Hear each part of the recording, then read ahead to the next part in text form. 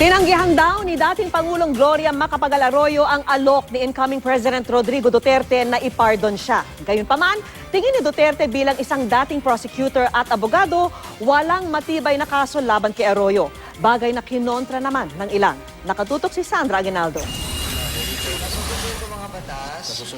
Noon pa man maganda na ang relasyon ni na dating Pangulong Gloria Arroyo at incoming President Rodrigo Duterte. Noong Setyembre 2004, kay Arroyo nanumpa si Duterte bilang chairman ng Regional Peace and Order Council nang bumisita ito sa Mindanao para sa ika-13 Mindanao Business Conference. Maglalabindalawang taong nakalipas, naka-hospital arrest na si Arroyo para sa kasong plunder kaugnay sa umunoy maling paggamit ng pondo ng Philippine Charity Sweepstakes Office o PCSO na nagkakahalaga ng 366 million pesos.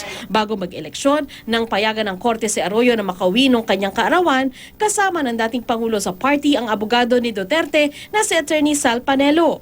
Ang kaibigan si Duterte, hindi pa man nakakapanumpa bilang Pangulo, may alok na para kay Arroyo. I said when I become president, I will pardon you. I talked to her. Sabi ko, ma'am, gusto mo ipardon kita? Not because we are friends, but because I do not think that there is a good case against you. As a prosecutor and as a lawyer. Pero ang alok ni Duterteng pardon, tinanggihan daw ni Arroyo. Ayaw niya kasi wala naman siya kasalanan. Just apply for bail, total lahat naman naka-bail na. Si dating party list representative Teddy Casino, isa sa mga nagsampa ng kaso sa ombudsman, hindi nagustuhan ang pahayag ng incoming president. Dapat daw irespeto ni Duterte ang korte kahit na meron siyang personal na opinyon tungkol sa kaso. Siguro, kung siya ay mag-grant ng pardon, ito ay may ibang kadahilanan.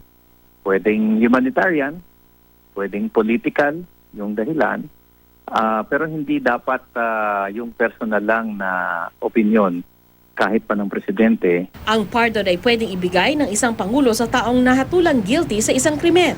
Sabi ng kampo ni Arroyo, kumpiyansa itong mababasura ang kaso laban sa kanya. Parang like lang yung conversation nila ni Digong na sinasabi niya na, "Oy, ayoko nga ng pardon, dapat dismissal." Kasi wala naman talaga akong kasalanan. There's no evidence against her. Ayon kay Gadon, posibleng nasabi lang ito ni Duterte bilang pagpapakita ng simpatya kay Arroyo na 4 na taon nang naka-hospital arrest kahit may sakit itong multiple cervical spondylosis. I'm sure Mayor Duterte is aware that most of the or all of the co-accused in the cases has already been freed. Sandra Aguinaldo, Nakatutok, 24 Oras.